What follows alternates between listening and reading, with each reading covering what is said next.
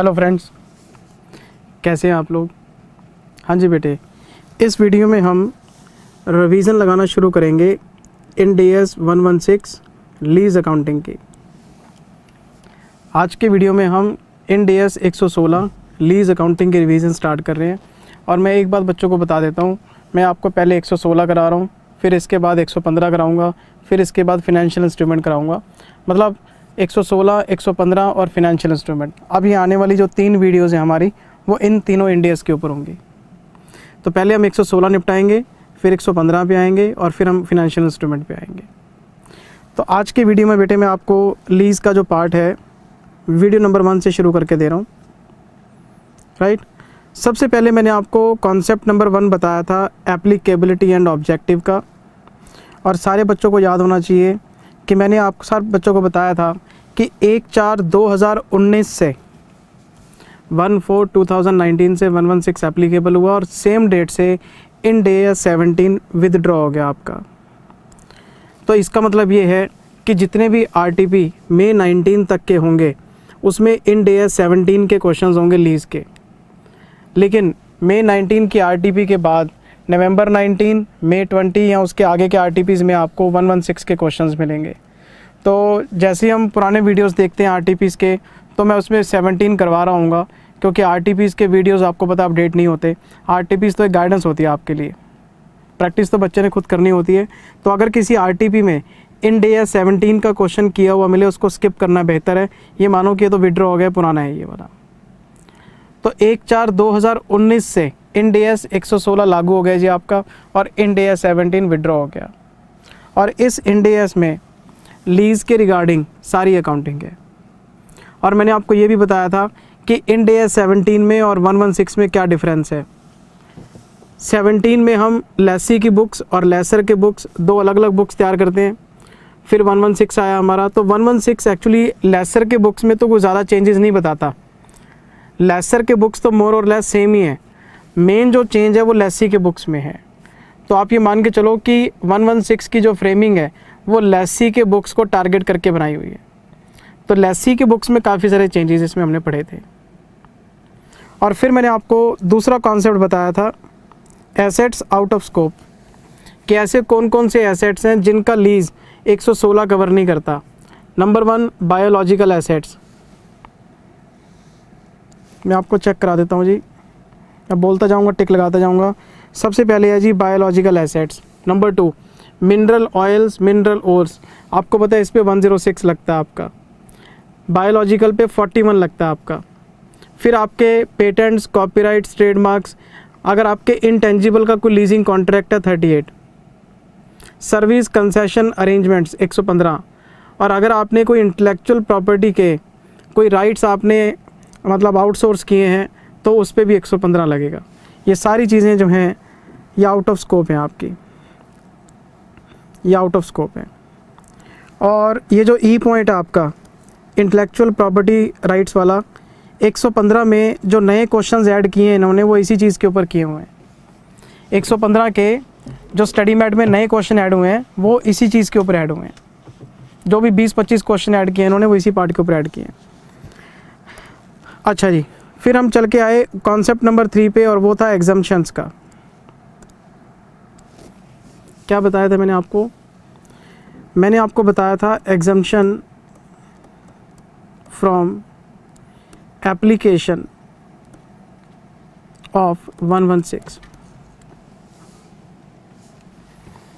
मैं यहाँ से अब आपको रिवाइज कराना शुरू कर रहा हूँ, इससे पहले तो बेसिक चीज़ें थी। इंड AS 116 लेसर को कोई भी एग्जम्पशन नहीं देता। लेसर को जो अकाउंटिंग मॉडल्स दिए गए हैं लेसर को फॉलो करने पड़ेंगे। तो ये जो एग्जम्पशन की बात हो रही है ये सिर्फ और सिर्फ लेसी के लिए। किसके लिए? लेसी के लिए। हमारा जो लेसी पार्टी है ये चाहे तो एग्जम्पशन अवेल कर सकता है। किस चीज़ की एग्जम्पशन? 116 अगर वो चाहे तो अप्लाई नहीं कर सकता। 116 है क्या? इंटरेस्ट मॉडल है सर, भूल गए। ROU lease liability. हमारा जो लेसी है वो अगर लीज़ को आइडेंटिफाई कर ले तो इसे एक एंट्री पास करनी पड़ती है ROU टू लीज लाइबिलिटी। ये इंटरेस्ट मॉडल है, ब्याज ड्यू कर लेते हैं, पेमेंट कर देते हैं, इस पर डेप्रिसिएशन लगा लेते हैं। तो अगर कोई लेसी चाहे तो ये वाला मॉडल चूज़ कर सकता है कि वो फॉलो ना करे। 116 का एप्लीकेशन माफ़ है, किसको? लेसी को माफ़ है, लेकिन उसकी कुछ कंडीशंस हैं। अगर लेसी कंडीशन पूरी कर दे तो 116 लगाना उसके लिए मैंडेटरी नहीं है और वो इजी अकाउंटिंग मॉडल में जा सकता है। उसे अपना ये इंटरेस्ट मॉडल, इतना कॉम्प्लेक्स मॉडल लगाने की ज़रूरत नहीं है। और मैंने आपको बताया था कि अगर कोई लेसी एग्जम्पशन चाहता है तो उसको 2 में से 1 लीज़ पूरी करनी पड़ेगी। पॉइंट नंबर 1, या तो उसके पास कोई शॉर्ट टर्म लीज़ कॉन्ट्रैक्ट है। अगर किसी लेसी के पास शॉर्ट टर्म लीज़ कॉन्ट्रैक्ट है, शॉर्ट टर्म लीज़, तो 116 लगाना मैंडेटरी नहीं है उसके लिए। या फिर उसके पास कोई लो वैल्यू लीज़ है, लो वैल्यू लीज़, या तो शॉर्ट टर्म लीज़ हो या फिर लो वैल्यू लीज़ हो। अगर इन दोनों में से एक लीज़ है तो लेसी को 116 लगाना मैंडेटरी नहीं है, वो अपनी अकाउंटिंग आसान तरीके से कर सकता है, उसके ऊपर ये मॉडल लागू नहीं होता। फिर हमने रिवाइज़ किया था, बात को समझा था कि शॉर्ट टर्म लीज़ किसको कहते हैं। अगर कोई लीज़ पीरियड 12 महीने का है या उससे कम है, अप टू 12 मंथ्स और लेस देन 12 मंथ्स। अगर कोई लीज़ 1 साल की है तो वो शॉर्ट टर्म लीज़ है। ऐसी लीज़ के ऊपर इंड AS 116 का बताया गया इंटरेस्ट मॉडल लगाने की ज़रूरत नहीं है। लेसी 116 से एग्जम्प्टेड है और लेसी अपनी अकाउंटिंग आसान तरीके से कर सकता है। मैं फिर बोल रहा हूँ, लेसर को कोई एग्जम्पशन नहीं है। हम लेसर की एग्जम्पशन की बात ही नहीं कर रहे, हम किसकी बात कर रहे हैं? लेसी की। तो अगर कोई लेसी शॉर्ट टर्म लीज़ में है, मतलब कोई लीज़ पीरियड 12 महीने का है, अप टू 12 मंथ से, या 12 महीने से कम है, तो वो चाहे तो एग्जम्पशन ले सकता है। और अगर कोई लीज़ लो वैल्यू लीज़ है, छोटी मोटी लीज़ है कोई, तो इसकी भी एग्जम्पशन है उसके पास। अब लो वैल्यू का क्राइटेरिया तो बताया नहीं होगा कहीं भी कि लो वैल्यू किसको बोलते हैं, लेकिन 116 ने एग्जाम्पल ज़रूर बताया हमें कि अगर कोई कंप्यूटर है, टैबलेट है, कोई आपका मोबाइल फ़ोन है, ऑफिस का फर्नीचर है, ये सब लो वैल्यू लीज़ में काउंट होंगे आपके। तो यहाँ तो कोई लीज़ आपकी 12 महीने तक की है या 12 महीने से कम है तो वो एग्जम्प्टेड है अकाउंटिंग से, 116 मत लगाओ। या फिर अगर आपकी कोई लीज़ लो वैल्यू एसेट के लिए है, उसके ऊपर भी 116 मत लगाओ आप। ये सारी बात इन्होंने हमें एग्जम्पशन में बोली है। फिर मैंने आपको इन दोनों से रिलेटेड कुछ इंपॉर्टेंट पॉइंट भी बताए थे। मैंने आपको शॉर्ट टर्म लीज़ के बारे में बताया था। पॉइंट नंबर 1, मैंने आपको कुछ पॉइंट्स बताए थे। पॉइंट नंबर 1, अगर कोई लीज़ मान लो 13 महीने की है, इनिशियली कॉन्ट्रैक्ट 13 महीने का हो गया, तो अब ये शॉर्ट टर्म लीज़ नहीं है, ये लॉन्ग टर्म लीज़ है, इस पे 116 लगेगा। लेकिन बाद में क्या हुआ, इसका पीरियड 2 महीने से कम करके इसको 11 महीने बना लिया। इनिशियली तो ये लॉन्ग टर्म लीज़ थी, लेकिन बाद में चेंजेस करके, मॉडिफिकेशन करके इसको शॉर्ट टर्म लीज़ में कन्वर्ट कर लिया। तो 116 कहता है एग्जम्पशन नहीं मिलेगी, एग्जम्पशन इस केस में नहीं मिलेगी। आप अपना इंटरेस्ट मॉडल लगा रहे थे, लगाते रहो। इस तरह की शॉर्ट टर्म लीज़ आपकी एग्जम्प्टेड नहीं है। शॉर्ट टर्म लीज़ ओरिजिनल होनी चाहिए कॉन्ट्रैक्ट डेट को। अगर आप पहले लीज़ लॉन्ग टर्म थी, बाद में शॉर्ट टर्म करते हो, एग्जम्पशन नहीं मिलेगी आपको। एक बात मैंने आपको और बताई थी कि मान लो आप एक बंदा है मिस्टर एक्स, इसने कार 1 कार 2 2 लीज़ कॉन्ट्रैक्ट किए हैं। तो अगर दो एसेट्स हैं तो इन दोनों का पीरियड अलग अलग चेक करेंगे हम। ये नहीं है कि 2 गाड़ियाँ हैं तो दोनों को मिलाया और इकट्ठा चेक कर लिया, नहीं। हर एसेट का लीज़ पीरियड अलग अलग चेक करेंगे। हो सकता है कि ये शॉर्ट टर्म लीज़ हो सकता है ये लॉन्ग टर्म लीज़ हो। तो हर एसेट का जो लीज़ पीरियड है वो अलग टेस्ट करेंगे हम। ये 2 बातें मैंने आपको शॉर्ट टर्म लीज़ के रिगार्डिंग बताई थी। फिर मैं जब आपको लो वैल्यू लीज़ में लेके आया था, तो लो वैल्यू लीज़ में मैंने आपको बताया था कि वैसे तो लो वैल्यू डिफाइंड नहीं है, पर इंड AS 116 ने छोटे मोटे एग्जाम्पल से बताया हमें कि tablet, computer, mobile phone, office furniture, ये सब लो वैल्यू हैं। लेकिन इसके भी कुछ पॉइंट्स मैंने आपको बताए थे। पॉइंट नंबर 1, जिस एसेट को आप लो वैल्यू एसेट बोल रहे हैं वो यूज़ के पॉइंट ऑफ व्यू से इंडिपेंडेंट होना चाहिए। क्या होना चाहिए? इंडिपेंडेंट होना चाहिए। मतलब अगर आप किसी भी एसेट को लो वैल्यू एसेट बोलना चाहते हैं तो वो अपने आप में कंप्लीट एसेट होना चाहिए। मैंने बोला मोबाइल फ़ोन, तो मोबाइल फ़ोन का यूज़ करने के लिए कोई दूसरा एसेट नहीं चाहिए आपको। मैंने बोला टैबलेट, कंप्लीट एसेट है। कंप्यूटर, कंप्लीट एसेट है। ऑफिस फर्नीचर, कंप्लीट एसेट है। तो लो वैल्यू एसेट आपका इंडिपेंडेंट होना चाहिए, वो यूज़ करने के लिए किसी और के ऊपर डिपेंडेंट नहीं होना चाहिए। मतलब वो किसी एसेट का इंटीग्रल पार्ट नहीं होना चाहिए। एग्जांपल, मान लो कार है, तो कार का जो टायर है तो टायर भी लो वैल्यू, लेकिन टायर का करेंगे क्या? टायर जब तक कार में लगाएंगे नहीं तब तक यूज़ ही नहीं होगा। ये सारे एग्जांपल 116 ने बताए थे हमें कि अगर आप हर एसेट के अंदर लो वैल्यू ढूंढने लगोगे, इस तरह से लो वैल्यू नहीं देखना, अपने आप में कंप्लीट एसेट होना चाहिए वो। अब मान लो मेरे पास ये माइक है, तो इस माइक का अपना यूज़ है, कंप्लीट यूज़ है इसका, लो वैल्यू एसेट है। और लेकिन मेरे पास कंप्यूटर का प्रिंटर है, हाँ, तो प्रिंटर आपका जो है वो पहले जब तक डिवाइस से अटैच होगा तभी प्रिंट आउट ले सकते हैं। प्रिंटर का अपना कोई यूज़ नहीं है, तो ये इंडिपेंडेंट नहीं है, ये डिपेंडेंट है। मैंने आपको एग्जांपल से बताया था कि लो वैल्यू एसेट, जब आप किसी भी एसेट का लो वैल्यू टेस्ट करते हैं तो लो वैल्यू टेस्ट करने के लिए वो अपने आप में कंप्लीट एसेट होना चाहिए। मान लो मैंने गाड़ी के टायर की बात की, इस पे लो वैल्यू का क्लॉज नहीं लगेगा। मैंने प्रिंटर की बात की, नहीं लगेगा। मैंने बोला मोबाइल फ़ोन, इस पे लग जाएगा क्योंकि फ़ोन इंडिपेंडेंट है, उसका अपना यूज़ है। तो एक तो उसका अपना कंप्लीट यूज़ होना चाहिए, मतलब वो इंडिपेंडेंट होना चाहिए, और एक उसकी कीमत कम होनी चाहिए। सस्ता, बस छोटे मोटे प्रोडक्ट, सस्ते प्रोडक्ट आपके, उसके ऊपर इंटरेस्ट मॉडल नहीं लगाएंगे हम। पॉइंट नंबर 2, जिस एसेट को हम कह रहे हैं कि उसका इंडिपेंडेंट यूज़ होना चाहिए, तो उसकी सेकंड कंडीशन है वो एंटरप्राइज के लिए कंप्लीट एसेट होना चाहिए। तो ये दोनों बातें आपस में जुड़ी हुई हैं। जिस एसेट का यूज़ इंडिपेंडेंट होगा तो उसका बेनिफिट भी अपने आप में कंप्लीट होगा। ये दो बातें 2 लाइनों में लिखी हुई हैं, लेकिन मतलब सेम है इनका। पहला, यूज़ इंडिपेंडेंट होना चाहिए और उसका बेनिफिट अपने आप में कंप्लीट होना चाहिए। और बाद में इंड AS 116 ने कन्फ्यूज़न कैसे हटाया? कहते जी laptop, mobile phone, computers, office furniture, example देके बोल दिया उन्होंने कि ये सब लो वैल्यू प्रोडक्ट है, इनके ऊपर आपको 116 नहीं लगाना। अगर किसी मान लो कॉल सेंटर ने 200 कंप्यूटर लीज़ पे ले लिए, 200 कंप्यूटर लीज़ पे ले लिए, तो आप 200 कंप्यूटर है, इकट्ठा नहीं जोड़ना। आपके पास सबके लिए क्या है, एक एक एसेट, 200 एसेट्स पड़े हैं, और ओवरऑल देखोगे तो कीमत बहुत ज़्यादा हो जाएगी। नहीं, हर एसेट का कंप्लीट बेनिफिट है। एक लैपटॉप को यूज़ करने के लिए दूसरा लैपटॉप नहीं चाहिए, तो एक इंडिविजुअल एसेट का अपने आप में कंप्लीट यूज़ है और ये लो वैल्यू है। अब आप नंबर ऑफ़ यूनिट्स बढ़ा देंगे वो तो कीमत बढ़ी जाएगी। नहीं, हम यहाँ पे एसेट वाइज देख रहे हैं। लो वैल्यू में एक तो उसका यूज़ दूसरे पे डिपेंडेंट नहीं होना चाहिए, वो इंटर रिलेटेड नहीं होना चाहिए किसी के साथ, और उसका अपने आप में बेनिफिट कंप्लीट होना चाहिए, तो वो लो वैल्यू लीज़ है। इस तरह की जो लीज़ हैं उनके ऊपर आपका 116 काम नहीं करता। फिर मैंने आपको और बातें बताई थी। नंबर 3, जब हम लो वैल्यू एसेट की बात करते हैं, मान लो मैंने एक लैपटॉप लिया और ये लैपटॉप जो है पुरानी कंडीशन में है, ये सेकेंड हैंड है सर, ये सेकेंड हैंड है, तो 116 कहता है आप इस एसेट का low value second hand value के हिसाब से टेस्ट नहीं करेंगे।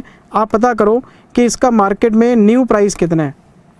न्यू एसेट के अकॉर्डिंग आप डिसाइड करोगे कि एसेट की नेचर क्या है, लो वैल्यू या हाई वैल्यू। नई गाड़ी 25 लाख की है और पुरानी गाड़ी आपको 2 लाख में मिल गई, इसका मतलब ये नहीं है कि लो वैल्यू हो गई आपकी, क्योंकि मार्केट में नई एसेट इस तरह की बहुत महंगी मिलती है आपको। तो जो एसेट आप लीज़ पे लेके आ रहे हैं उसकी कंडीशन के हिसाब से लो वैल्यू डिसाइड नहीं करना, उसकी न्यू कंडीशन के हिसाब से डिसाइड करना आपने।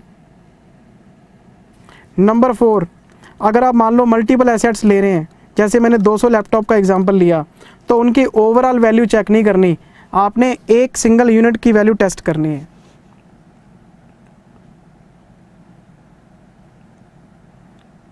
मेरी बात समझ रहे हैं आप? ओवरऑल वैल्यू देखोगे तो बहुत ज़्यादा हो जाएगी। नहीं, हम तो इंडिविजुअल एसेट जिसका कंप्लीट यूज़ है और उसका एक यूनिट का प्राइस कितना है।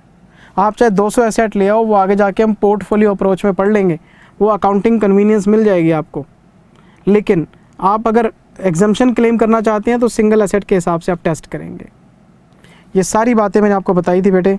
अगर मैं आपको रिवाइज़ करना चाहूँ तो ये देखो आप, मैं आपको सारी बातें रिवाइज़ करा देता हूँ।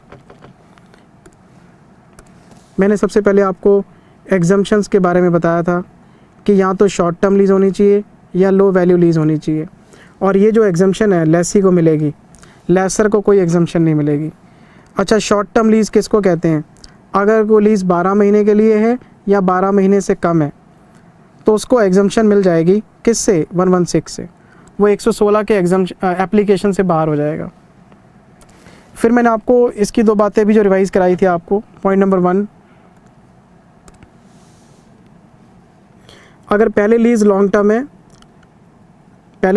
टर्म है लेकिन बाद में इसको रीक्लासीफाई कर दिया शॉर्ट टर्म में तो एग्जम्पशन नहीं मिलेगी, नो एग्जम्पशन। मतलब ओरिजिनल कॉन्ट्रैक्ट आपका शॉर्ट टर्म का होना चाहिए। फिर मैंने आपको बताया था इंडिविजुअल एसेट वाली बात। If lease contracts have been entered into for similar assets then such asset will be considered separately for short term और लॉन्ग टर्म लीज। हर एसेट को अलग अलग देखेंगे हम। जिस एसेट का कॉन्ट्रैक्ट 12 महीने तक का है वो शॉर्ट टर्म में चला जाएगा, जिसका कॉन्ट्रैक्ट 12 महीने से ऊपर है वो लॉन्ग टर्म में चला जाएगा। फिर हमने क्वेश्चन नंबर 1 इस पर डिस्कस किया होगा। फिर मैं लो वैल्यू पे आ गया सर। लो वैल्यू की कोई एक्सप्लेनेशन नहीं है हमारे पास। There is no clear explanation on these assets from the point of view of value of assets, नहीं बताई। लेकिन 2 कंडीशंस हैं हमारे पास। 2 कंडीशन अभी बताई थी मैंने आपको, अभी बताई थी मैंने। पहली कंडीशन, ये डिपेंडेंट नहीं होना चाहिए किसी दूसरी एसेट के ऊपर।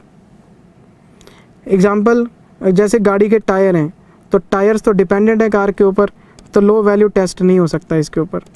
लेकिन मोबाइल, लैपटॉप, टैबलेट, ये सारे के सारे जो हैं लो वैल्यू एसेट्स हैं। फिर मैंने दूसरी कंडीशन एक और बताई थी कि इसका बेनिफिट अपने आप में कंप्लीट होना चाहिए।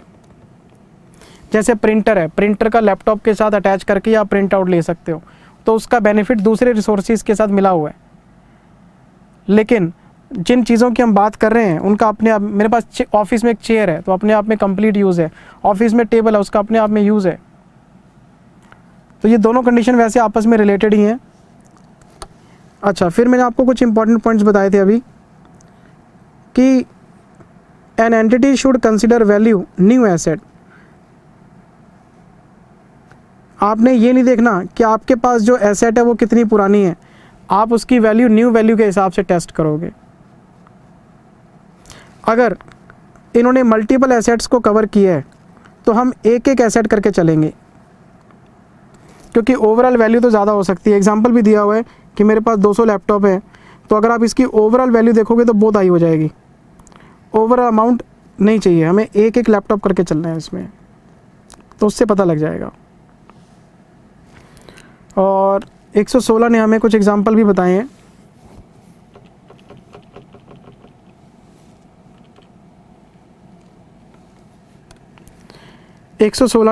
कुछ एग्जांपल्स भी बताए हैं लो वैल्यू एसेट के लिए। मोबाइल है, लैपटॉप है, टैबलेट्स हैं, फर्नीचर है ये। तो यहाँ तो शॉर्ट टर्म लीज में एग्जम्पशन मिलेगी आपको या लो वैल्यू लीज में एग्जम्पशन मिलेगी, ये सारी बात हमने डिस्कस की हुई है। और फिर मैं आपको लेके आया था अकाउंटिंग में, कि मान लो शॉर्ट टर्म लीज है या लो वैल्यू लीज है। एग्जम्पशन का मतलब क्या है? एग्जम्पशन का मतलब है इंटरेस्ट मॉडल नहीं लगेगा, ROU बुक नहीं करेंगे, लीज लायबिलिटी बुक नहीं करेंगे, बड़ी सिंपल अकाउंटिंग करेंगे। हम रेंटल पे करेंगे और P&L में डाल देंगे। Lease rental to bank, P&L to lease rental, ख़त्म बात। रेंटल देते रहेंगे, P&L में खर्चा डालते रहेंगे, रेंटल देते रहेंगे, P&L में खर्चा डालते रहेंगे, दैट्स इट, ख़त्म हो गई बात। और मैंने इसमें बताया था SLM। मान लो आपके पास 10,000, 11,000, 12,000 ये 3 महीने का किराया दे रखा आपको। तो पहले हम इसका टोटल मारेंगे, इसका टोटल बनेगा 33,000, इसको डिवाइड करेंगे 3 से, तो SLM बेसिस पे 11 आ गया, तो ये 11 P&L में जाएगा। आपने पेमेंट की है 10, एज़ पर कॉन्ट्रैक्ट, P&L में जाएगा 11, तो 1000 रुपये आउटस्टैंडिंग दिखा देंगे। तो आपका जो SLM का अमाउंट निकलेगा और जो P&L में जाएगा उसका डिफरेंस या तो प्रीपेड होगा या आउटस्टैंडिंग होगा। तो वो 1000 रुपये आउटस्टैंडिंग नज़र आएंगे आपको। यहाँ तो 11 के 11 मैच कर गए, तो आउटस्टैंडिंग 1000 रुपये का अभी भी पड़ा हुआ है। फिर हमने 12 पे कर दिया, P&L में 11 जाएगा, 1000 पुराना आउटस्टैंडिंग क्लियर हो जाएगा।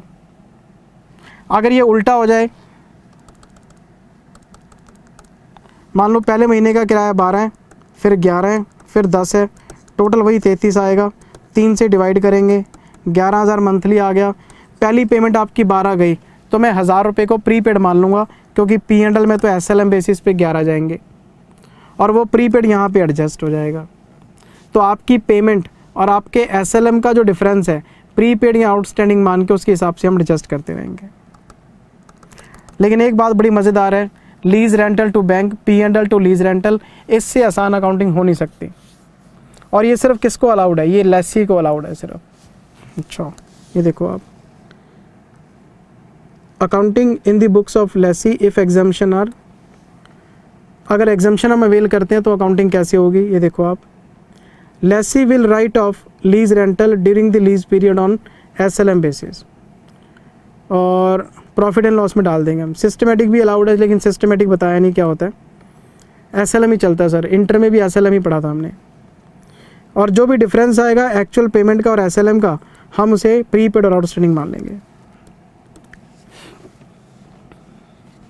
जो बच्चे इंटर में मेरे से पढ़े हुए हैं उनको पता है, मैंने उनको सिस्टमेटिक एलोकेशन करवाया हुआ है AS 19 में, लेकिन 116 में नहीं कराया। क्यों? 116 में कहीं मेंशन ही नहीं है, AS 19 में तो फिर भी बता रखा था हमें। तो जिन बच्चों ने इंटर की क्लासेस मेरे से ली हुई हैं उनको सिस्टमेटिक एलोकेशन का एक क्वेश्चन मैं ज़रूर कराता हूँ इंटर में, लेकिन फाइनल में कोई एक्सप्लेनेशन है नहीं, मैंने कराया नहीं आपको। तो SLM ही चल रहा है सर इसमें। तो ये सारी बात हमने एग्जाम्शन तक हमने कवर अप कर ली। मैंने यहाँ तक क्या बताया आपको? मैंने सबसे पहले आपको ये बताया कि लीज़ 1/4/2019 से एप्लीकेबल है। इन AS 17 विड्रॉ हो गया है, 116 आ गया है। 116 लेसी की किताबों में परिवर्तन कर रहा है, लेकिन लेसर की किताबें ऑलमोस्ट सेम ही है। फिर मैंने आपको बताया आउट ऑफ स्कोप में क्या क्या था। आउट ऑफ स्कोप में 5 चीज़ें थी। एक तो आपके बायोलॉजिकल एसेट्स हैं, एक मिनरल ऑयल्स हैं, एक आपका वो ट्रेडमार्क मोशन पिक्चर आपका और कॉपीराइट्स हैं, सर्विस कंसेशन अरेंजमेंट्स हैं, और एक आपका इंटेलेक्चुअल प्रॉपर्टी राइट अगर हम ग्रांट करते हैं किसी को ऑर्डिनरी कोर्स ऑफ बिजनेस में। तो ये 5 चीज़ें आपके 116 की लीज से दायरे से बाहर हैं। फिर मैंने आपको बताया एग्जाम्शन।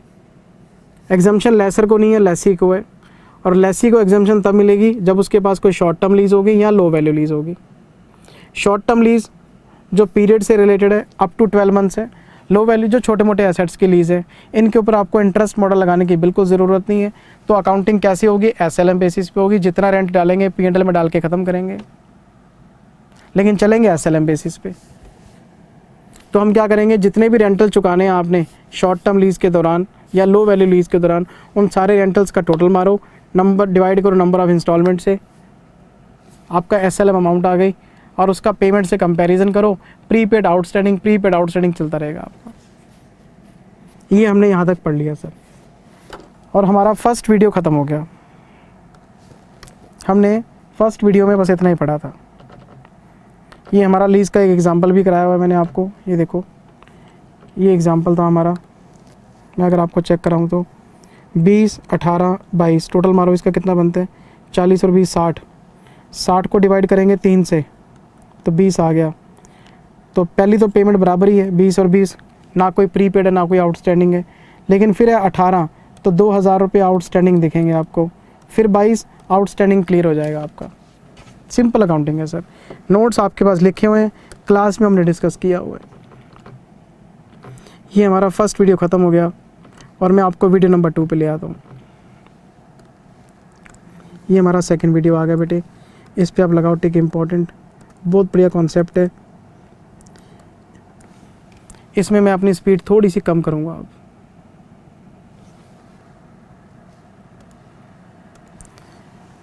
मैंने सेकंड वीडियो में इंड AS 116 लीज अकाउंटिंग के सेकंड वीडियो में सिर्फ एक कॉन्सेप्ट कराया था। पूरे वीडियो में एक कॉन्सेप्ट क्या था? और वो था आइडेंटिफिकेशन ऑफ लीज।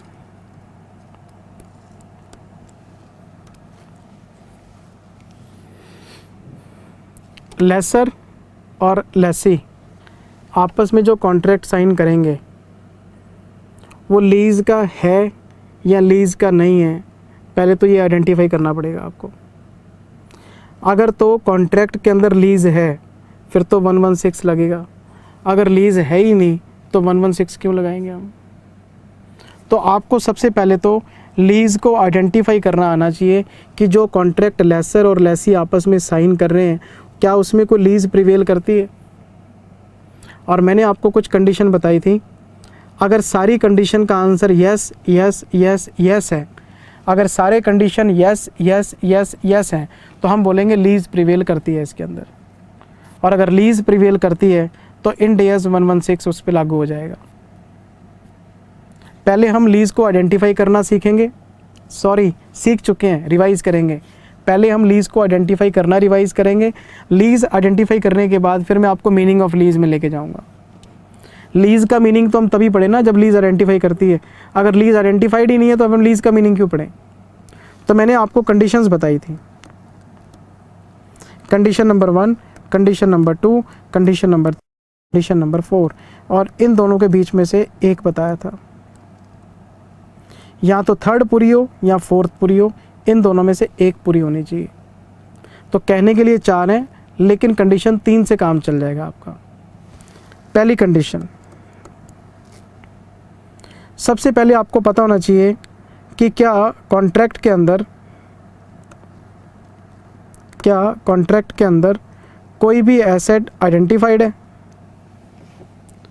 क्या एसेट आइडेंटिफाइड है?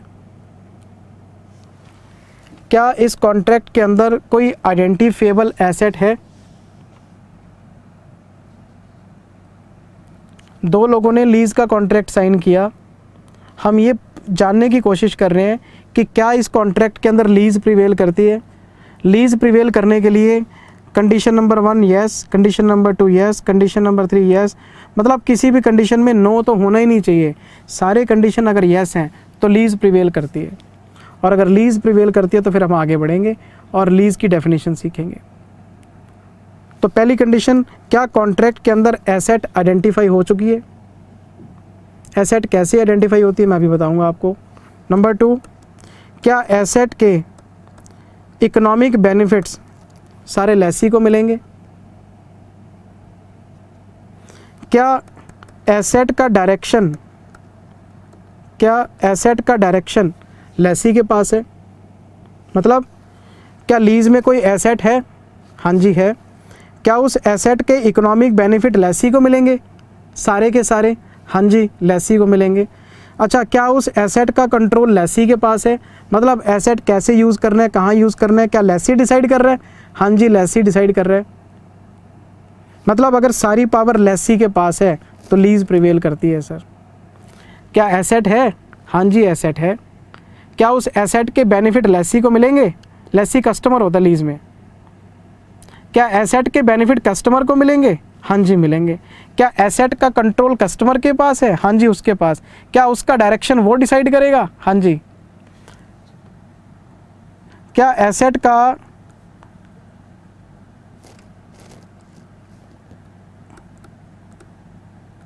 का कस्टमाइजेशन, क्या एसेट का कस्टमाइजेशन कस्टमर के हिसाब से हुआ है? हाँ जी कस्टमर के हिसाब से। मतलब सब कुछ कस्टमर के हिसाब से होना चाहिए। अगर सारे बेनिफिट लेसी के पास हैं, सारा कंट्रोल एसेट का लेसी के पास है और एसेट भी प्रिवेल करती है तो ये लीज़ का केस बनता है। ये मैंने आपको लीज़ को आइडेंटिफाई करने के ऊपर पूरा लेक्चर दिया था।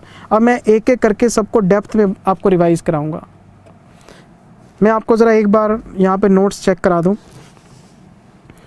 Identification of lease contract, if all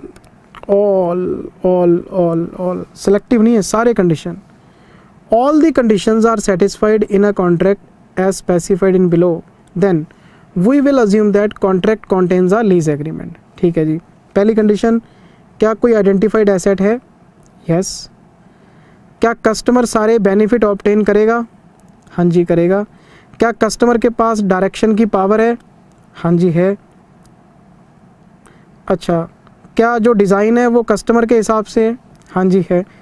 if we find yes for all above condition then we would say that contract contains lease.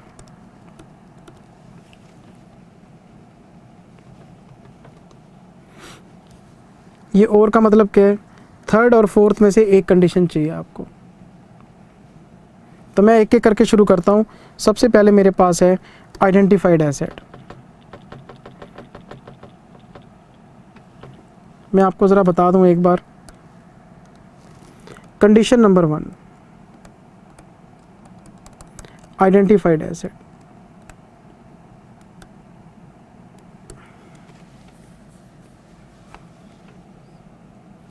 आपने अग्रीमेंट पढ़ा,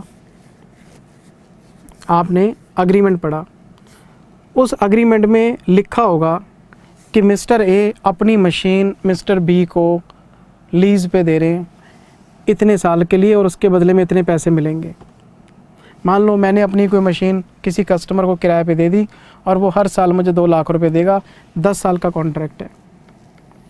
तो कॉन्ट्रैक्ट के अंदर ये जो एसेट है या तो स्पेसिफाइड होगी, हम इसे बोलते हैं एक्सप्लिसिटली डिफाइंड। एक्सप्लिसिट वे में डिफाइंड होगी, मतलब लिखा ही होगा कि कार दे रहे हैं, मशीन दे रहे हैं, अपना प्लेन दे रहे हैं, अपना क्रूज़ दे रहे हैं, एसेट का नाम डिफाइंड होता है। या फिर थोड़ा सा उसमें इम्प्लाइड रहता है, स्पेसिफाइड नहीं होगा लेकिन इम्प्लाइड होगा। कैसे? जो एसेट हम दे रहे हैं वो हम कस्टमर के रिक्वायरमेंट के हिसाब से डिज़ाइन करके दे रहे हैं। कस्टमर के हिसाब से डिज़ाइन कैसे हो जाएगा मैं बताता हूँ। ये जो अमूल वाले हैं, गुजरात से इनका दूध इंडिया के हर कोने में फैल जाता है। कैसे? इनके पास रेफ्रिजरेटेड ट्रक होते हैं, ट्रक के अंदर ही फ्रिज लगा होता है और उसके अंदर ही सारा माल होता है, वो ख़राब ही नहीं होता। तो आपको क्या लगता है इस तरह के फ्रिज मिलते हैं मार्केट में? नहीं मिलते। डिज़ाइन होते हैं, गाड़ियाँ डिज़ाइन होती हैं, प्लेन डिज़ाइन होते हैं। तो अगर आप किसी एसेट का कस्टमाइजेशन कस्टमर की रिक्वेस्ट पे करोगे और वो कस्टमर उसको यूज़ नहीं करेगा तो वो किसी काम की भी नहीं है। और अमूल इस तरह का बिज़नेस करता है तो ये ट्रक उसके काम के हैं, मैं उस ट्रक का क्या करूँगा उसको लेके। तो जो कस्टमाइज्ड एसेट होते हैं उसमें लीज़ कॉन्ट्रैक्ट के अंदर ये लिखा होता है कि हम इस एसेट को कस्टमर के अकॉर्डिंग कस्टमाइज़ करके दे रहे हैं। तो ये प्रूव हो जाता है हाँ जी एसेट है, आपके लिए तो बना रहे हैं और किसके काम की है। तो या तो कॉन्ट्रैक्ट के अंदर एसेट डिफाइन होगी या फिर इम्प्लाइड होगी। इम्प्लाइड कब होगी? जब हम उसके हिसाब से कस्टमाइज़ करके उसको देते हैं। तो उसमें लिखने की ज़रूरत नहीं होती कि ये कार इसको दे रहे हैं, नहीं जी आपके हिसाब से बना के दे रहे हैं आपको। तो कॉन्ट्रैक्ट में एसेट को पढ़ना बहुत आसान होता है। या तो एसेट का नाम देख लो, एसेट नहीं पता लग रही तो ये देख लो कहीं डिज़ाइन तो नहीं करी उसके हिसाब से। अगर कस्टमर के हिसाब से डिज़ाइन किए तो उसी के काम की, हमारे काम की तो है नहीं। तो उसके लिए बना रहे हैं तो भाई उसी के लिए बना रहे हैं। तो कॉन्ट्रैक्ट में एसेट प्रिवेल करती है। लेकिन फिर मैंने आपको 2 फैक्टर बताए थे, मैंने आपको 2 फैक्टर बताए थे। फैक्टर नंबर 1, सप्लायर के पास SSR नहीं होना चाहिए। SSR क्या है? Substantive substitution rights. नहीं समझे? X ने Y को अपनी एक कार लीज पे दे दी, X ने Y को अपनी एक कार लीज पे दे दी। हमने बोला जी लिखा तो हुआ है कार लीज पे जा रही है, तो बिल्कुल एसेट आइडेंटिफाई हो गई। लेकिन साथ में एक क्लॉज ये भी लिखा हुआ था कि X इस कार को कभी भी चेंज कर देगा और Y से पूछेगा भी नहीं। वो आएगा, पुरानी गाड़ी ले जाएगा और नई गाड़ी छोड़ जाएगा। Y को बोलेगा आप इसको यूज़ कर लो और Y उसको रोक नहीं सकता। अगर सप्लायर के पास इस एसेट को सब्स्टिट्यूट करने के सब्सटेंटिव राइट्स हैं, वो बिना इसकी परमिशन लिए कभी भी किसी भी टाइम पे एसेट रिप्लेस करके चला जाएगा, तो हम ये मानेंगे भैया एसेट आइडेंटिफाइड नहीं है। एसेट आइडेंटिफाइड तभी मानी जाएगी जब उसको वाई की परमिशन लेनी पड़ेगी। ऐसे नहीं है जब आया मर्जी से बदल के चला गया, पुरानी एसेट ले गया, नहीं छोड़ गया और पूछा तक नहीं उसने। क्यों? वो इस तरह का काम क्यों करेगा? क्योंकि एक्स को बेनिफिट हो रहा है उस चीज़ में। एक्स को कहीं से अच्छी डील मिली, उसने क्या करा, वो गाड़ी उसको दे दी, इसको नई गाड़ी दे दी। तो ये कोई लीज़ वाली बात थोड़ा ना हुई। लीज़ के अंदर सप्लायर के पास SSR नहीं होना चाहिए, और अगर उसके पास SSR है तो फिर लीज़ नहीं है सर, फिर एसेट आइडेंटिफाइड नहीं है आपके पास। तो अगर मैं किसी को अपनी एसेट दे रहा हूँ लेकिन मैं उस एसेट को रिप्लेस नहीं कर सकता, मुझे उसकी परमिशन लेनी पड़ेगी सामने वाले की। मतलब क्यों? वो कंट्रोल लेसी का है, लेसी से परमिशन लेके मैं कुछ कर सकता हूँ, तो मैं मान लूँगा कि एसेट आइडेंटिफाई होगी। लेकिन मैं उससे पूछते ही नहीं, मैं उसके घर पे आया, ये ले चाबी, वो पुरानी चाबी दे, चल अभी बदल दी एसेट, लीज़ एप्लीकेबल नहीं होगा। लेकिन मैंने आपको और रिवाइज़ कराया था SSR के बारे में, शायद आपको याद हो, कि अगर एसेट में कोई ख़राबी आ जाती है तो वारंटी प्रोविज़न की वजह से अगर वो चेंज करता है, अगर एसेट की परफॉर्मेंस बढ़िया नहीं हो रही है तो वो चेंज करता है, अगर टेक्नोलॉजी में चेंज आता है तो वो एसेट को चेंज करता है। तो ये आपका SSR नहीं है। क्यों? ये फ्यूचर सर्कमस्टांसिस पे बेस्ड है। मतलब लेसर, मान लो मैंने एक एसेट उसको दी और उस एसेट में ख़राबी आ गई, मुझे वो एसेट बदलनी पड़ गई, ये SSR नहीं है। टेक्नोलॉजी चेंज हो गई, मुझे एसेट बदलनी पड़ी, ये SSR नहीं है। मतलब SSR में हम सामने वाले को विदाउट रीजनिंग रिप्लेसमेंट की बात करते हैं। मैं गया, एसेट बदल के आ गया, लेकिन अगर मैं फ्यूचर सर्कमस्टांसिस की वजह से, कोई फ्यूचर इवेंट्स की वजह से मैं एसेट चेंज करता हूँ तो ये मान लिया जाएगा कि SSR नहीं है। ये तो एक्सेप्शनल इवेंट है। जो मैं बातें कर रहा हूँ वारंटी की, टेक्नोलॉजी की, एसेट की परफॉर्मेंस की, तो इसमें तो एसेट को चेंज करना ही पड़ेगा उसको। लेकिन इसमें रीज़न है ना मेरे पास चेंज करने का। तो मैं एसेट को तभी आइडेंटिफाइड मानूंगा अगर हमारे सप्लायर के पास SSR नहीं है। और अगर उसके पास SSR है, लीज़ भूल जाओ फिर आप। क्यों? अकाउंटिंग किस चीज़ की करें? हमने चलो अकाउंटिंग शुरू कर ली, अकाउंटिंग कर रहे हैं, वो एसेट चेंज करके चला गया, तो क्या हम दोबारा से सारी अकाउंटिंग चेंज करेंगे अपनी? तो जहाँ एसेट का रिप्लेसमेंट हो सकता है वहाँ अकाउंटिंग मॉडल लगाने की ज़रूरत नहीं है आपको। मतलब पक्के तौर पे एसेट लेसी के पास ही रहनी चाहिए, उसमें बदलाव नहीं होना चाहिए। नंबर 2, जिस एसेट की हम बात कर रहे हैं ये डिस्टिंक्ट एसेट होनी चाहिए। डिस्टिंक्ट एसेट का मतलब क्या है? लेसी को हमने एसेट दी और ये एसेट आपकी फिजिकली बिल्कुल डिस्टिंक्ट है बाकी एसेट से। मतलब लेसर का कोई लेना देना नहीं है इसके साथ। हमने गाड़ी दे दी, हमने मशीन दे दी और लेसी उसको यूज़ कर रहा है, ये फिजिकली डिस्टिंक्ट है और उसके काम की एसेट है और वो फुली उसके पास रहेगी। हम उसके अंदर इंटरफेयर नहीं करेंगे, उसके पास ही रहेगी वो एसेट। मतलब एक बार एसेट लीज पे दे दी तो लेसर उसकी तरफ पलट के नहीं देखेगा। हाँ, टेक्नोलॉजी में चेंज आ गया, एसेट परफॉर्म नहीं कर रही, वो अलग बातें हैं सारी। तो लेसर की तरफ से अगर एसेट गई और वो एसेट फिजिकली डिस्टिंक्ट है, लेसर का कोई लेना देना नहीं है, लेसी उसको अपनी कैपेसिटी में यूज़ करे, वो हमने उसको एक तरह से मालिक बना दिया और हमारा इंटरफेरेंस नहीं होना चाहिए उसके अंदर। और फिर मैंने आपको बताया था कि कभी कभार क्या होता है ना, एसेट फिजिकल फॉर्म में नहीं होती, कैपेसिटी फॉर्म में होती है। मान लो एक पेट्रोल की पाइपलाइन है, हमने उसको लीज़ पे ले लिया, मैंने उसको लीज़ के लिए लिया 16 घंटे के लिए, तो जो 16 आवर्स का लीज़ है ना मेरे पास, ये 100% कैपेसिटी मेरे पास होनी चाहिए, फुली ओन्ड। जब तक ये लीज़, मैं कहता हूँ चाहे 2 घंटे के लिए मेरे पास है, लेकिन मेरा होना चाहिए सर। तो फिजिकली डिस्टिंक्ट हो या कैपेसिटी में डिस्टिंक्ट हो, तो ये मेरे पास होना चाहिए। इसमें लेसर का इंटरफेयर नहीं होना चाहिए किसी भी तरीके से। मैंने आपको लीज़ को आइडेंटिफाई करने का प्रोसेस बताया है। अगर हम किसी भी कॉन्ट्रैक्ट में लीज़ एग्रीमेंट को आइडेंटिफाई करना चाहते हैं तो सबसे पहले ढूंढो कि एसेट है क्या। तो या तो एसेट स्पेसिफाइड होगी या इम्प्लाइड होगी। इम्प्लाइड होगी तो कस्टमाइज्ड होगी आपकी। नंबर 2, इस एसेट के अंदर इंटरफेरेंस नहीं होना चाहिए लेसर का। और वो कैसे हो? उसके पास SSR नहीं होना चाहिए। अगर उसके पास SSR है तो भैया लीज़ नहीं है। और अगर SSR नहीं है तो लीज़ है। अच्छा, मतलब एसेट में उसका कोई इंटरफेयर नहीं होना चाहिए सर। ये देखो पहली कंडीशन है आइडेंटिफाइड एसेट। हमारे पास दो तरीके से एसेट आइडेंटिफाइड होती है, या तो एक्सप्लिसिट होगा या फिर इम्प्लिसिट होगा, या तो क्लियरली स्पेसिफाइड होगा, या फिर ये प्रेजम्पशन होगी on the basis of the facts. कैसे? Asset is specially customised as per the customer requirement. हमने एसेट बनाई इसके लिए। अच्छा, फिर आगे मैंने आपको क्या पढ़ाया था? फिर दो क्वेश्चन आपको रिवाइज कराए थे, ठीक है जी। फिर हमने फैक्टर्स की बात की थी while identification of asset.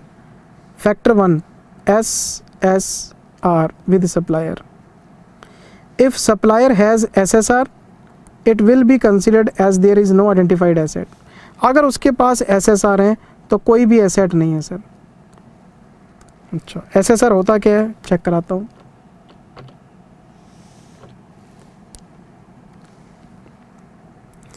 If supplier can substitute the leased asset with other asset or alternative asset at any time throughout the lease period, कभी भी बदल सकता है वो।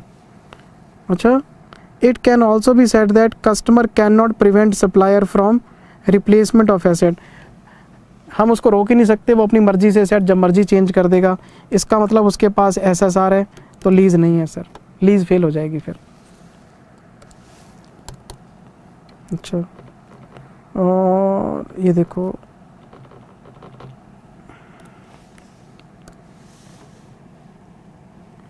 अगर हम किसी वारंटी की वजह से, तो ये SSR नहीं माना जाएगा।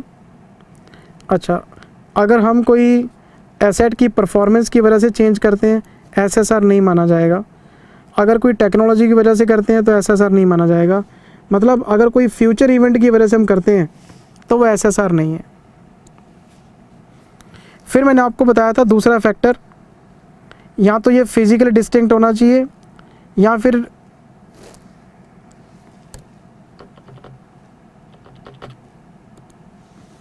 The identified asset should be a distinct asset.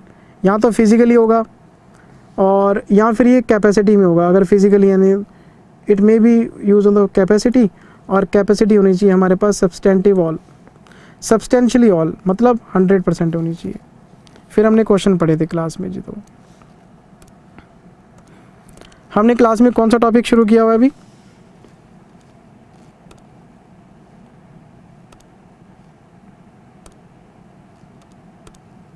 हमने क्लास में सेकंड वीडियो शुरू किया था। हम ये ढूंढना चाहते हैं कि लीज है कि नहीं है। तो पहली कंडीशन आइडेंटिफाइड एसेट होनी चाहिए। आइडेंटिफाइड एसेट या तो स्पेसिफाइड होगी या इम्प्लाइड होगी। बस एक बात पे फोकस कर लो, सब चीज़ें बेकार हैं। सप्लायर के पास SSR नहीं होना चाहिए, बस ख़त्म करो बात, बाकी सब कहानी है। दूसरा, इकोनॉमिक बेनिफिट्स। X ने Y को अपनी एक एसेट लीज कर दी, लीज्ड एन एसेट। X ने Y को अपनी एक एसेट लीज पे दे दी। अब इस एसेट के जो बेनिफिट्स हैं वो सारे Y के पास होने चाहिए। लेसर का कोई लेना देना नहीं है। लेसर को क्या मिलेगा? लीज रेंटल मिलेगा, लेकिन उस एसेट के सारे बेनिफिट कस्टमर के होने चाहिए। बेनिफिट्स में क्या क्या हो सकता है? मेन आउटपुट हो सकता है, बाय प्रोडक्ट हो सकता है, सब लीज से अगर वाई कुछ कमाना चाहे तो वो भी हो सकता है। मतलब इस एसेट से आप क्या करोगे? इस एसेट को मैं प्रोडक्शन में यूज़ करूँगा, आउटपुट बनाऊँगा, बाय प्रोडक्ट बनाऊँगा, या मैं इसको आगे लीज पे देके सब लीज कमाऊँगा। मैं कहता हूँ इससे जितने बेनिफिट हैं, एक एक रुपया वो वाई को मिलना चाहिए। अगर ऐसा है तो हम मान लेंगे कि लीज प्रिवेल करती है आपकी।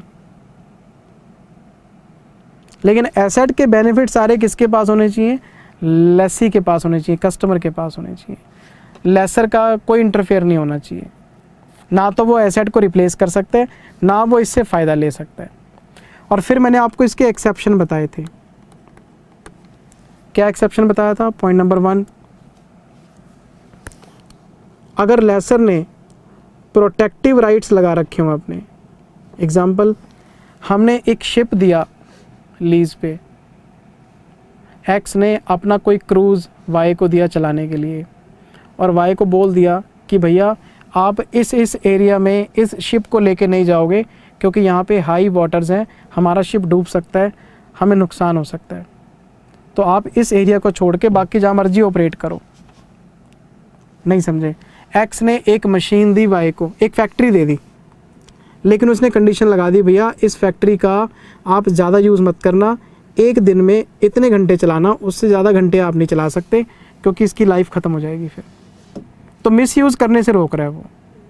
तो अगर किसी सप्लायर ने अपने कस्टमर को एसेट के मिसयूज़ को रोकने के लिए कोई रिस्ट्रिक्शन लगा रखी हो, तो इसका इकोनॉमिक बेनिफिट्स के ऊपर कोई असर नहीं आता। हम ये मानेंगे वाई के पास इकोनॉमिक बेनिफिट्स अभी भी हैं, और जो सप्लायर ने रिस्ट्रिक्शन लगाई हैं वो एसेट के मिसयूज़ को रोकने के लिए लगाई हैं। ये उसका प्रोटेक्टिव राइट है, कोई फ़र्क नहीं पड़ता इससे। दूसरी कंडीशन मैंने आपको एक बताई थी कि इनकम टैक्स वाले टैक्स बेनिफिट लीज़ के अंदर एक्चुअल ओनर को देते हैं। मान लो एसेट का डेप्रिसिएशन क्लेम करना है, तो एसेट का डेप्रिसिएशन ओरिजिनल ओनर को मिलेगा, तो उसको टैक्स में सेविंग हो जाएगी। इस तरह के बेनिफिट्स का इकोनॉमिक बेनिफिट्स के ऊपर कोई फ़र्क नहीं पड़ता। मान लो एक्स ने ओरिजिनल ओनर होने के नाते टैक्स रिडक्शन क्लेम कर ली कोई, तो वाई ये नहीं कह सकता कि मेरा इकोनॉमिक बेनिफिट ख़राब हो गया ना। यहाँ पे एसेट का इकोनॉमिक बेनिफिट एसेट का यूज़ है, यहाँ तो उसका आउटपुट और यहाँ फिर उसका कोई सब लीज का रेंटल।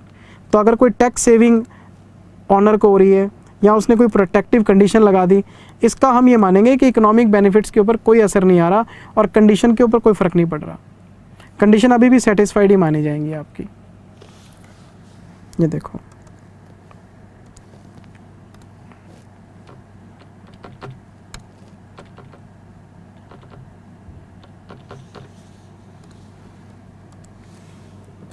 ऑल इकोनॉमिक बेनिफिट्स, या तो कोई प्राइमरी आउटपुट मिलेगा आपको, बाय प्रोडक्ट मिलेगा, या कोई आप सब लीज से रेंटल वगैरह कमाओगे।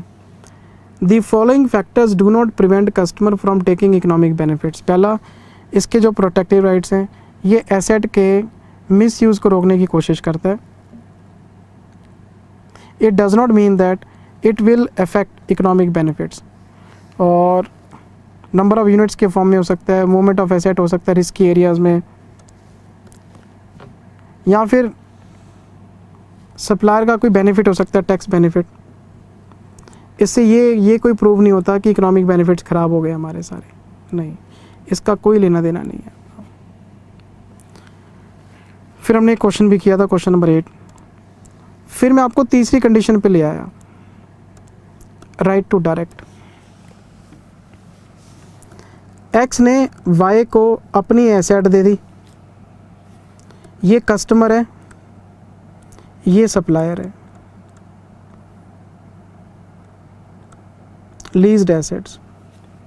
अब ये जो वाई है ना, वाई ये इस एसेट के ऊपर कंट्रोल रखेगा। नहीं समझे? मैंने आपको बताया था शॉर्ट फॉर्म में, how and for what purpose. ये कौन डायरेक्ट करेगा? ये वाई डायरेक्ट करेगा। मैंने चार क्वेश्चन के जवाब बोले थे आपको, कैसे? Where, when, how and whether. Where, asset को कहाँ यूज़ करना है,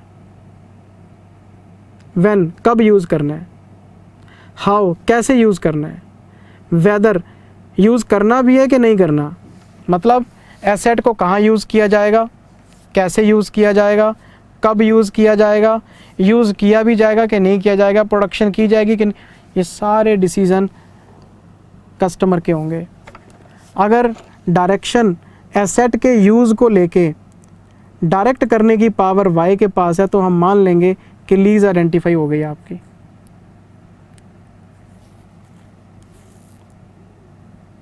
where, when, how and whether, ये सारे डिसीजन पावर किसके पास होनी चाहिए? हमारे कस्टमर के पास होनी चाहिए। हाँ, एक बात और भी है, मैंने आपको बताया था कि जो एसेट का ऑपरेशन है, एसेट का ऑपरेशन चाहे तो लेसर का कोई एम्प्लॉय करे। मान लो क्रूज़ है, तो लेसर ने कह दिया जी मैं अपना क्रूज़ आपको दे रहा हूँ, लेकिन चलाएंगे मेरे एम्प्लॉय, तो चला लो। लेकिन क्रूज़ जाएगा कहाँ, कितने कस्टमर बिठाने हैं, क्या किराया लेना है, वो सब वाई डिसाइड करेगा। ऑपरेट आप कर लो, कोई चक्कर नहीं, एसेट के मालिक आप हो, लेकिन डायरेक्शन तो मेरा है ना, चलोगे तो मेरे इशारों पे। फिर इसमें मैंने आपको बताया था, और कभी कभार क्या होता है ना, एसेट का यूज प्री डिफाइंड होता है, एसेट का यूज प्री डिफाइंड होता है। अगर एसेट का यूज प्री डिफाइंड है और उसमें डायरेक्शन की कोई मतलब ज़रूरत नहीं है, एसेट आपकी जो मान लो साइंटिफिकली ऐसी है, उसका यूज़ प्री डिफाइंड है कि ऐसे यूज़ होती है एसेट, तो उस केस में जो ऑपरेशन है एसेट का वो कस्टमर के पास होना ज़रूरी है। भी कस्टमर को कोई चीज़ तो दो, या तो उसको डायरेक्शन की पावर दो, यूज़ चला लो आप, कंट्रोल कर लो, कोई दिक्कत नहीं, डायरेक्शन हमारा रहेगा। लेकिन अगर एसेट का यूज़ प्री डिफाइंड है तो फिर ऑपरेशन कस्टमर के हाथ में होना चाहिए, या उस एसेट का डिज़ाइन कस्टमर के हाथ में हो। कस्टमर के हाथ में कुछ तो दोगे आप, या तो डायरेक्शन की पावर दे दो या उसको ऑपरेट करने की पावर दे दो, एक पावर उसके पास होनी चाहिए।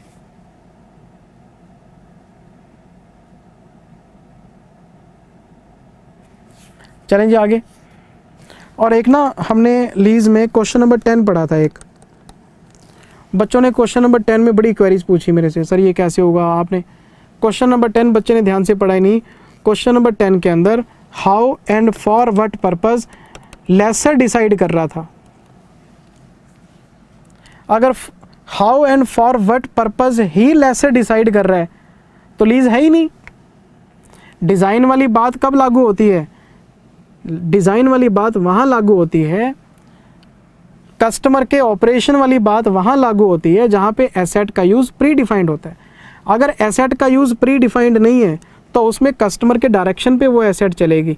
लेकिन अगर लेसर डायरेक्शन देना शुरू कर दे, अगर लेसर एसेट को डायरेक्शन देना शुरू कर दे तो डिज़ाइन क्या करेगा? कंट्रोल तो सारा लेसर के पास है। तो क्वेश्चन नंबर 10 जो था 116 में, उसमें अगर आप केयरफुली पढ़ोगे तो मैंने उसमें लिखवाया था कि how and for what purpose ही लेसर के पास है, डिज़ाइन क्या करेगा इसके अंदर?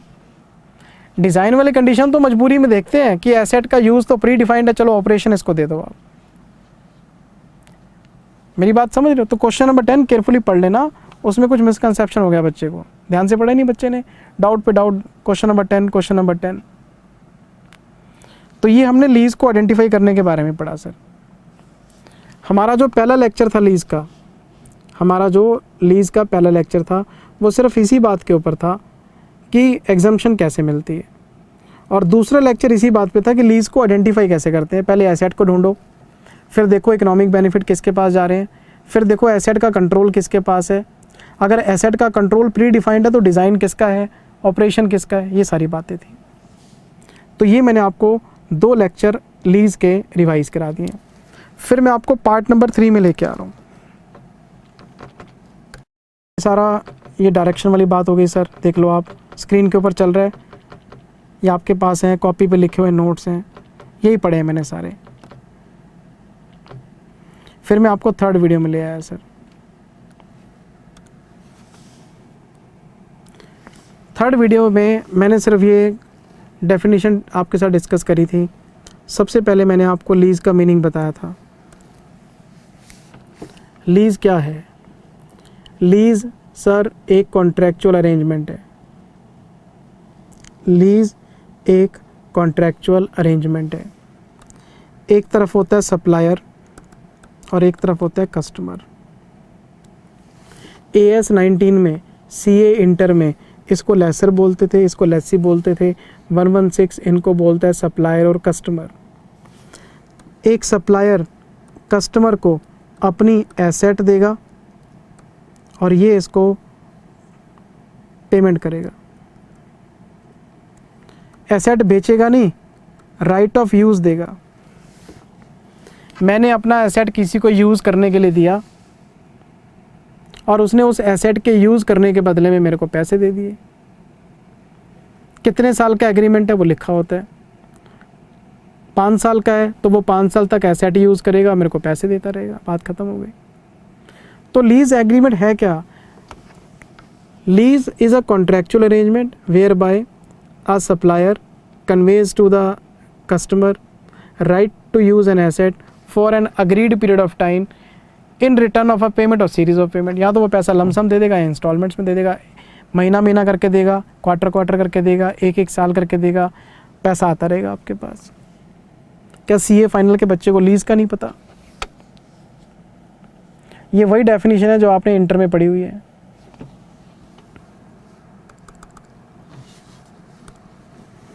अच्छा जी, जो सप्लायर है वो देगा, कन्वे करेगा कस्टमर को right to control the use of an identified asset for agreed period of time in exchange of a consideration. लेकिन काफ़ी सारे इश्यूज़ हैं जो हमें डिस्कस करने हैं, हमें काफ़ी सारी बातें और डिस्कस करनी है इसमें। 1 और 2 इसमें कन्फ्यूज़न हो गया बच्चे को, मेरे को डाउट्स आए इसके ऊपर। मिस्टर एक्स ने मिस्टर वाई को एसेट 1, एसेट 2 और एसेट 3 मल्टीपल एसेट्स ट्रांसफ़र किए हैं। मिस्टर एक्स ने मिस्टर वाई को अपने 3 एसेट लीज पे दिए हैं, मल्टीपल एसेट्स की बात कर रहा हूँ। तो 116 ये कहता है कि ये तीनों एसेट आपके अलग अलग हैं और हम तीनों को अलग अलग टेस्ट करेंगे। मतलब आप इनको इकट्ठा नहीं मान सकते, हम इनको सेपरेट लीज कॉन्ट्रैक्ट में लेके आएंगे। ये हमारा लीज़ 1 है, ये लीज़ 2 है, ये लीज़ 3 है, ये हमारा सेपरेट लीज़ है। हर एसेट की लीज़ को अलग अलग टेस्ट करो। लेकिन दूसरी तरफ एक एक्सेप्शन भी बताया गया और वो है कॉम्बिनेशन ऑफ कॉन्ट्रैक्ट। कैसे? अगर मान लो ये तीनों के तीनों एसेट मैं एक पैकेज में दे रहा हूँ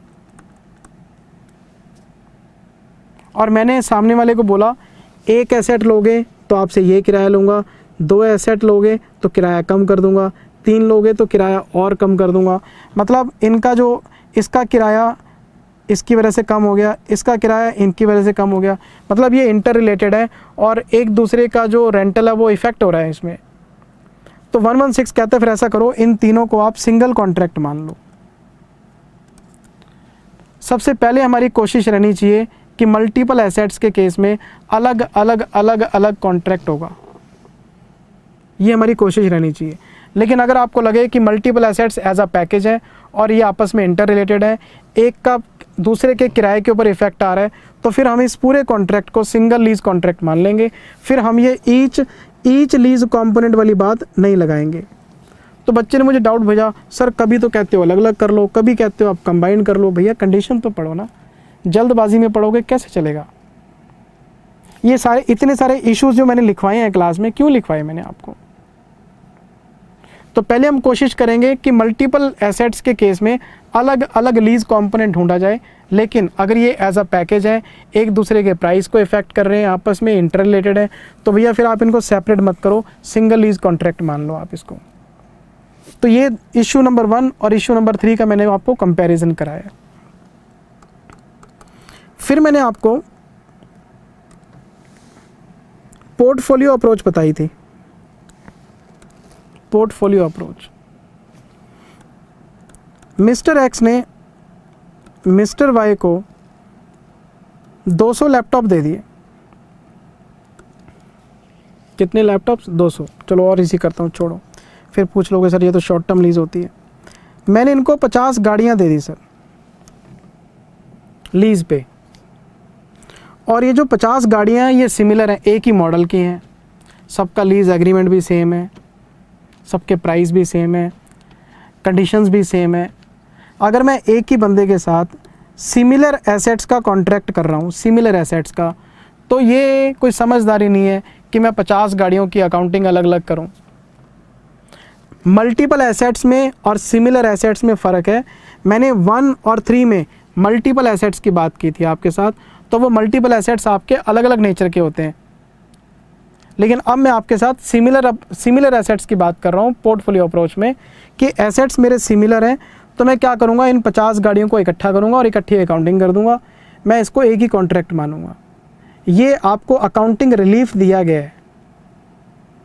अगर मैं एक ही बंदे के साथ एक ही तरह के एसेट्स का मल्टीपल कॉन्ट्रैक्ट करता हूँ तो मैं 50 बार अकाउंटिंग करूँगा, मुझे समझदारी नहीं है। हाँ, गाड़ियाँ अलग अलग हैं, मॉडल अलग अलग हैं, सबकी कीमत अलग अलग है, सबके किराए अलग अलग हैं, फिर सबको अलग अलग करो। लेकिन अगर सबकी नेचर सेम है तो आपको अकाउंटिंग रिलीफ दे दिया गया है, आप इनको इकट्ठा करके आप सिंगल हैंडल कर लो, आप सिंगल अकाउंटिंग कर लो सबकी आप। तो इसका मतलब ये हुआ कि आपको मल्टीपल एसेट्स को कंबाइन करने के लिए दो केस दिए गए हैं। नंबर 1, अगर एसेट्स की नेचर सिमिलर नहीं है तो आप ये चेक करो क्या ये एक पैकेज है, क्या एक दूसरे के प्राइस को इफेक्ट करते हैं, क्या आपस में इंटर रिलेटेड है। तो अगर एक कॉन्ट्रैक्ट दूसरे कॉन्ट्रैक्ट को नेगोशिएट करने में आसानी कर रहा है, प्राइस कम हो रहा है आपका, तो हम उसको एक ही पैकेज मान के सिंगल अकाउंटिंग कर देंगे। एक तो यहाँ पे आपको कंबाइन करने की परमिशन है, चाहे एसेट सिमिलर नहीं है लेकिन प्राइस इफेक्ट हो रहे हैं। अगर एसेट सिमिलर हैं फिर तो पक्का ही कर लो आप, अकाउंटिंग रिलीफ दे दी, फिर तो पोर्टफोलियो अप्रोच लग गई आपकी। एक ही तरह के एसेट्स हैं आपके पास सारे।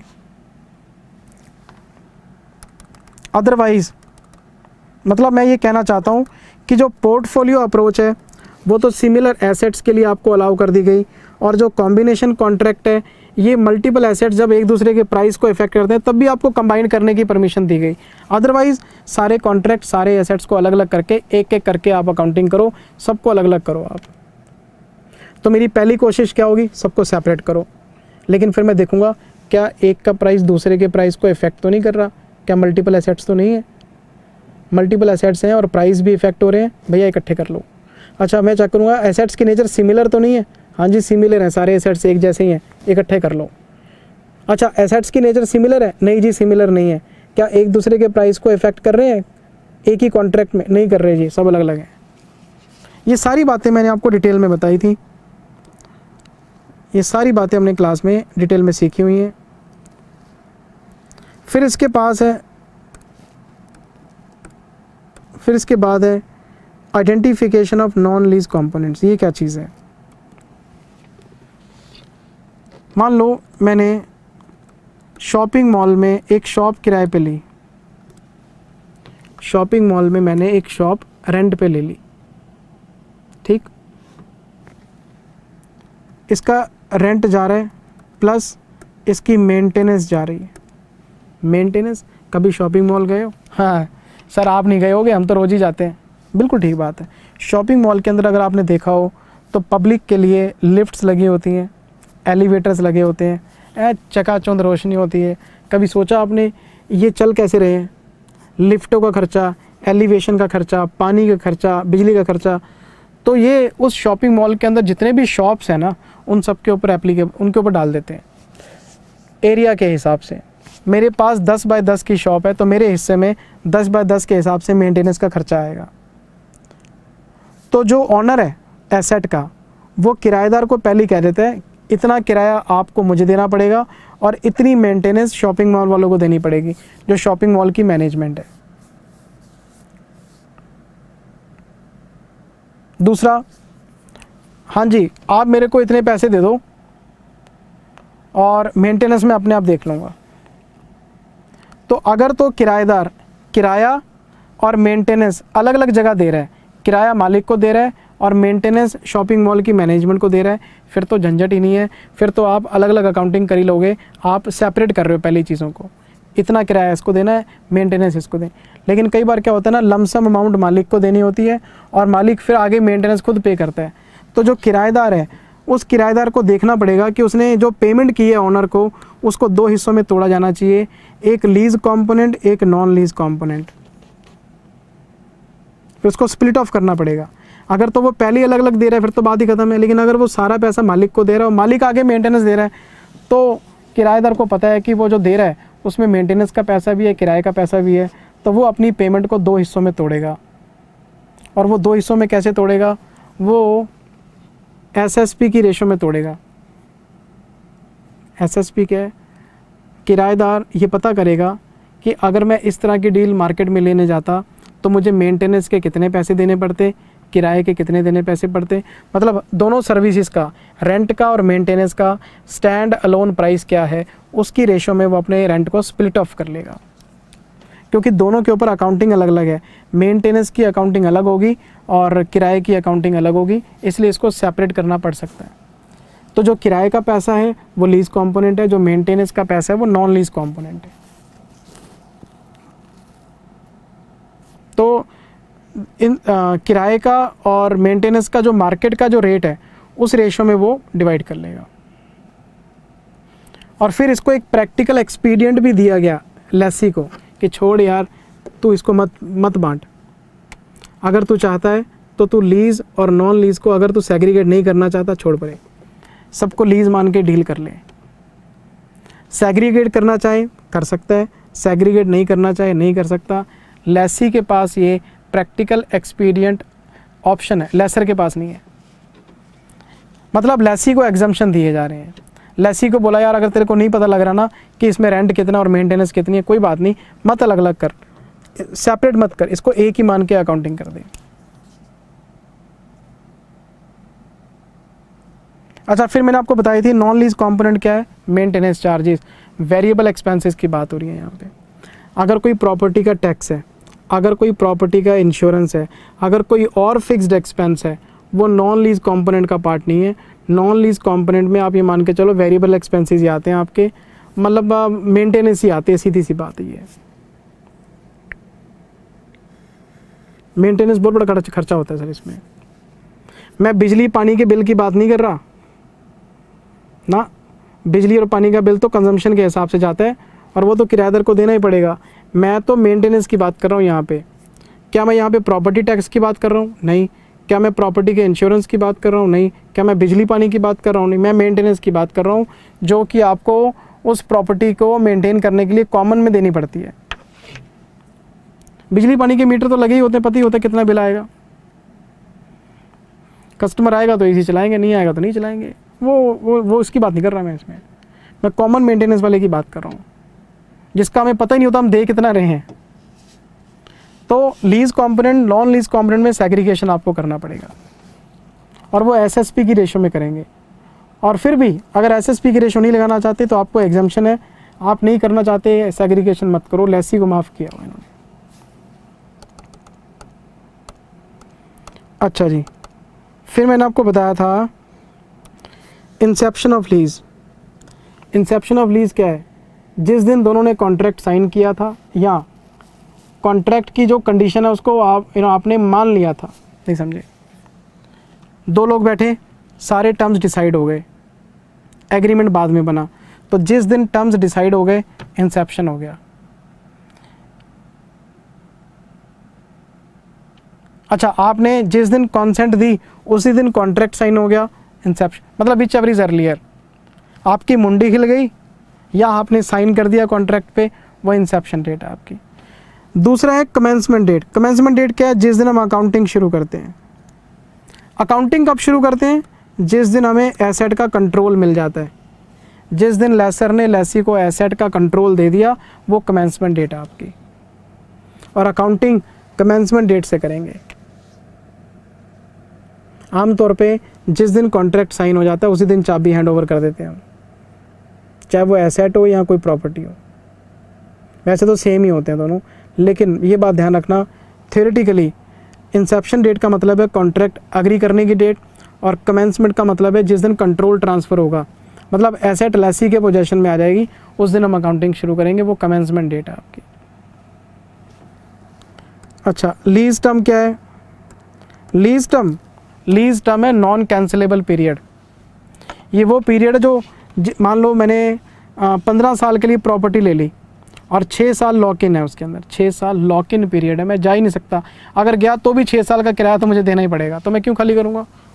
तो जो लॉक इन पीरियड होता है ना बेटे, वो इसका नॉन कैंसिलेबल पीरियड है।